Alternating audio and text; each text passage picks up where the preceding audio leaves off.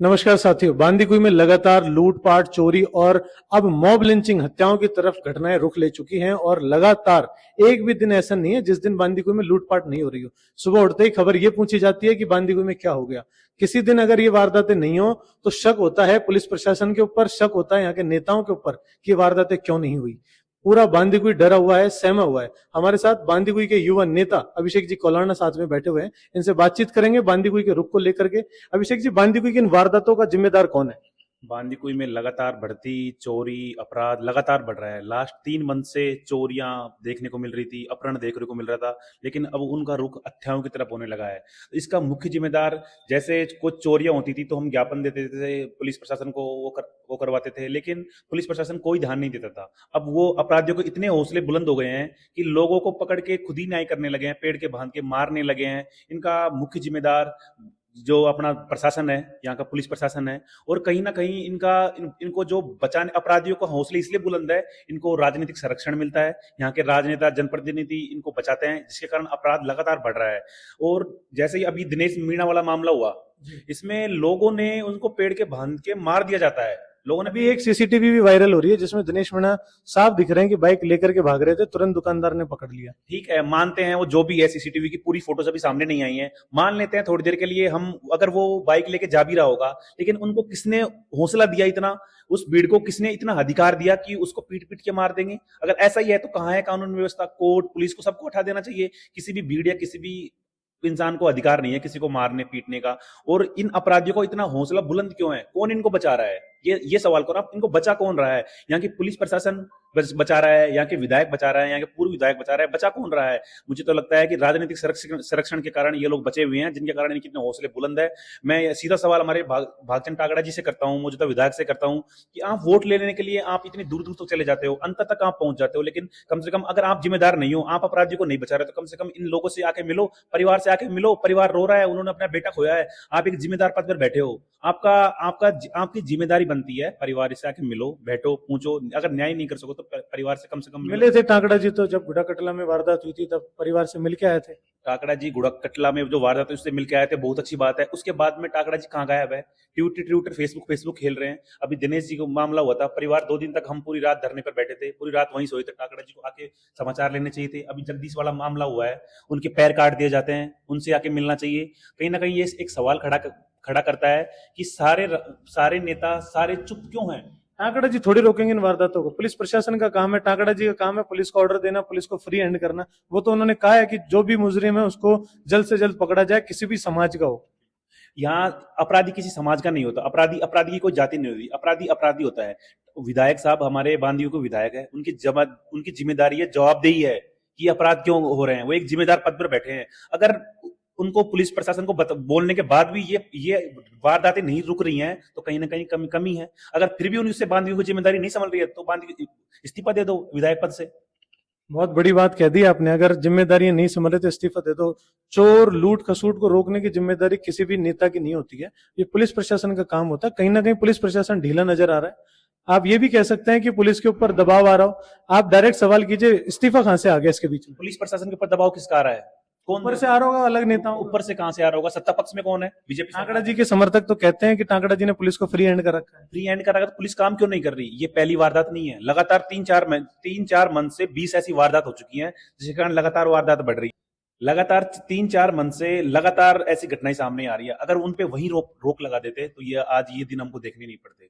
सत्ता पक्ष में बीजेपी सरकार है, डबल इंजन की सरकार है, तो उनको प्रेशर कहां से आएगा? कहीं ना कहीं मुझे लगता है अपराधी को राजनीतिक संरक्षण मिल रहा है, जिसके कारण ये लगातार अपराधियों के हौसले बुलंद हैं, जिसके कारण अपराध लगातार बढ़।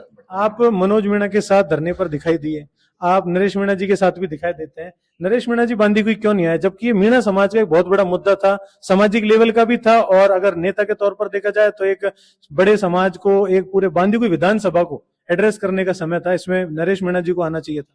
भाई साहब लगातार 25 साल से लगातार पूरे राजस्थान में संघर्ष कर रहे हैं। उनके इतना संघर्ष शायद मुझे नहीं लगता किसी नेता ने किया है।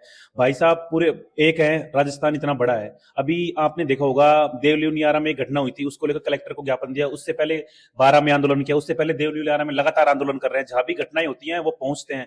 लेकिन नरेश मीणा का एक सपना था कि नरेश एक है, लेकिन मैं ऐसे 1000 नरेश बना दूंगा तो जहां भी घटनाएं होंगी वो खड़े होंगे। आज हम खड़े हैं, नरेश नहीं आया तो अगर जरूरत पड़ेगी तो भाई साहब भी आएंगे, लेकिन भाई साहब का एक सपना था, वो हम खड़े हैं। पूरी नरेश टीम बांदीकुई में खड़ी थी, लगातार आवाज उठा रही है, हर जगह पूरे राजस्थान में लगातार आवाज उठा रही है। आप ये चीज मानते हो कि बांदीकुई को भी एक नरेश मीणा की आवश्यकता है, एक हनुमान बेनीवाल की आवश्यकता है, रविंद्र सिंह भाटी की आवश्यकता है, क्योंकि दौसा जिला में कोई ऐसा मजबूत अपोजिशन में लीडर नहीं है जो धरना दे सके, जो सरकार को झुका सके। बिल्कुल, आपने बिल्कुल सही बात है। हमारे बांदीकुई को ऐसे एक संघर्षशील नेता की जरूरत है, लेकिन क्या होता है, जैसे ही पार्टी के नेता होते हैं, वो लगातार पार्टी में रहकर पार्टी के लिए बोलते हैं, वो ओनली ज्ञापन देते हैं और चले जाते हैं। वो बाद में पता भी नहीं करते कि परिवार के साथ क्या हुआ है, क्या नहीं हुआ है, क्या। आप खटाना जी को टारगेट कर रहे हैं? नहीं, ऐसा मैंने किसी को टारगेट, हम मैं तो धन्यवाद देता हूं गजराज खटाना जी को, जो कम से कम पूर्व जनप्रतिनिधि होने के नाते हमारे साथ पूरी रात धरने पर बैठे रहे और लगातार हर जगह पहुंचते हैं। लेकिन मैं उन लोगों से कहना चाहता हूं जो कुछ समय के लिए आते हैं, ज्ञापन देते हैं और चले जाते हैं। अभी ये दिनेश जी वाला मामला हुआ था, इसमें हम धरने पर बैठे, 3 दिन बाद में हम उनके मनोज भाई के साथ हम उनके घर पे गए, उनको दूसरे दिन हम उनको कलेक्टर और 2 एसपी से मिलवा के लेके आए, उनकी समस्याएं सुनी और लगातार परिवार से जुड़े हुए हैं।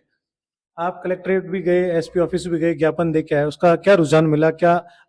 उसके बाद जैसे ही हम 2 एसपी के पास गए, उन्होंने हमें भरोसा दिया कि 3 दिन में सारे आरोपी गिरफ्तार कर लिए जाएंगे। दूसरे दिन खबर आती है कि 4 आरोपी और गिरफ्तार कर लिए जाते हैं, सॉरी 3 आरोपी और गिरफ्तार कर लिए जाते हैं। तो दिनेश मीणा वाले मामले में सारे आरोपी गिरफ्तार हो चुके हैं। उसके बाद में जगदीश मीणा वाले प्रकरण में पुलिस प्रशासन ने 7 दिन का टाइम दिया है। अगर 7 दिन में आरोपी गिरफ्तार नहीं होते हैं तो हम जल्दी एक बड़ा आंदोलन करेंगे और पुलिस प्रशासन को घेरने का काम करेंगे। गजराज खटाना जी धरना देते हैं, लेकिन क्या गजराज खटाना जी और गजराज खटाना जी के साथ मनोज मीणा जी और दौलतराम मीणा जी, आप लोग भी वहां धरने पे बैठे थे, आप लोगों ने भी क्या दिनेश मीणा के परिवार को कुछ धनराशि की सहायता करी है? बिल्कुल, हमने क्राउड फंडिंग नाम से, और जैसे वो क्या, इसको थोड़ा स्किप करना। बिल्कुल हमने लोगों से अपील की है। हम टीए की बैठक में गए थे, तब एक लाइव भी किया था, उनके अकाउंट नंबर सोशल मीडिया पे भी डाले हैं और लोगों से अपील किया कि हमारे समाज में बहुत भामाश हैं, उनसे अपील की है कि परिवार की ज्यादा से ज्यादा मदद करे। और हमारा समाज इतना मजबूत है, मतलब समाज के सर्व समाज इतना मजबूत है और मदद भी करेगा। जैसे आप पिपलोदी वाला मामला देख लो, झालावाड़ मामला, सरकार ने कुछ नहीं दिया था उनको, लेकिन हमारा भाई नरेश भाई साहब धरने पर बैठे, भूख हड़ताल पर बैठे, फिर एक दिन में हमने 1 करोड़ रुपए जुटा के परिवार को दिया। आप बार बार ये कह रहे हैं कि भागचंद टांकड़ा जी इन सभी घटनाओं के जिम्मेदार हैं। भागचंद टांकड़ा जी भी कहीं दिखाई नहीं दे रहे, किसी प्रेस मीटिंग में, किसी प्रेस कॉन्फ्रेंस में दिखाई नहीं दे रहे, लेकिन उनके समर्थक ये कहते हैं कि टांकड़ा जी और टांकड़ा जी के साथी स्टिंग ऑपरेशन में लगे हुए हैं और खुद ही खुलासा करने में लगे हैं। पुलिस से पहले शायद यही खुलासा कर दें। अगर ऐसा होता है तो सबसे पहले धन्यवाद उनको हम देंगे, लेकिन ये स्टिंग ऑपरेशन मैं तो 3-4 महीने से कहाँ चल रहा है स्टिंग। अभी लीलोज में घटना हुई, कुंडल वाली, उससे पहले इतनी सारी चोरी की घटना हुई, अपहरण की घटना हुई, पहले उनका स्टिंग ऑपरेशन कर दो, इसका तो बाद में स्टिंग ऑपरेशन कर लेना।